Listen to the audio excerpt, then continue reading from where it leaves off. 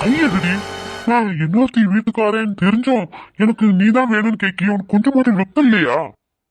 நான் ஏன்டா வைக்கப்படணும்? நான் என்ன வேற யாரையுமாச்சும் வேணும்னு கேட்க? எனக்கு காதலிச்சவனை தானே நான் வேணும்னு கேட்கேன். என் உரிமையை நான் விட்டு கொடுக்க மாட்டேன் யாருக்காகவும். ஏண்டி உன் தங்கச்சி புருஷன் நீ தெரிஞ்ச என்ன வேணும்னு கேட்கி உனக்கு அசிங்கமா இல்லையா? ஏண்டா நீ அவளை காதலிக்கல என்னதானே காதலிச்சா? அப்புறம் நான் வேணும்னு கேட்கறதுல என்னடா தப்பு? சீ கையெடு நாயே. நான் உன்னை இவ்வளவு நல்ல உயர்வான இடத்துல வச்சிருந்தேன் தெரியுமா? நீ இவ்வளவு மோசமா இவ்வளவு கீழ்த்தரமா பேசுவானி எனக்கு சத்தியமா தெரியல. இந்த பாரு, நீ என்ன வேணாலும் திட்டிக்கோ, அதை பற்றி எனக்கு எந்த கவலையும் கிடையாது. ஆனால் நான் உன்னை என் மனசு ஃபுல்லாக வச்சுருக்கேன். எனக்கு நீ கண்டிப்பாக வேணும், எனக்கு கண்டிப்பாக வேணும். நல்ல வேலை உன் காலத்துல நான் தாலி கட்டாததுக்கு அந்த கடவுளுக்கு தான் நன்றி செலுத்துறேன். ஒன்னெல்லாம் நான் தாலி கட்டி இந்த வீட்டுக்கு கூப்பிட்டு வந்தேன்னு வச்சுக்கோ, அந்த எங்க வீட்டையே சின்ன பொண்ணாம ஆக்கிருப்பா. ஒரு தங்கச்சியே கல்யாணம் முடிச்சிட்டாரு. சரி தெரிஞ்சோ தெரியாம முடிச்சிட்டாரு, நல்லா இருக்கட்டும்னு உனக்கு அந்த எண்ணம் வரலையே. அப்போ உனக்கு என்ன எவ்வளவு கேடுகட்டா எண்ணமா இருக்கு.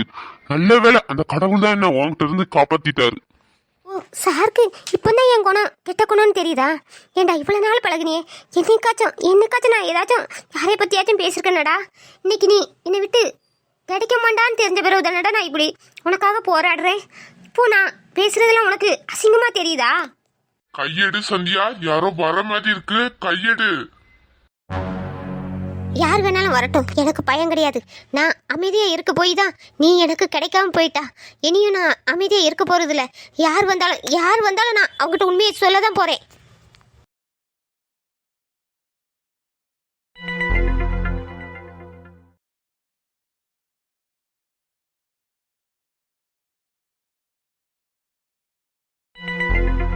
சந்தியா அறிவு இல்லாம பேசாத.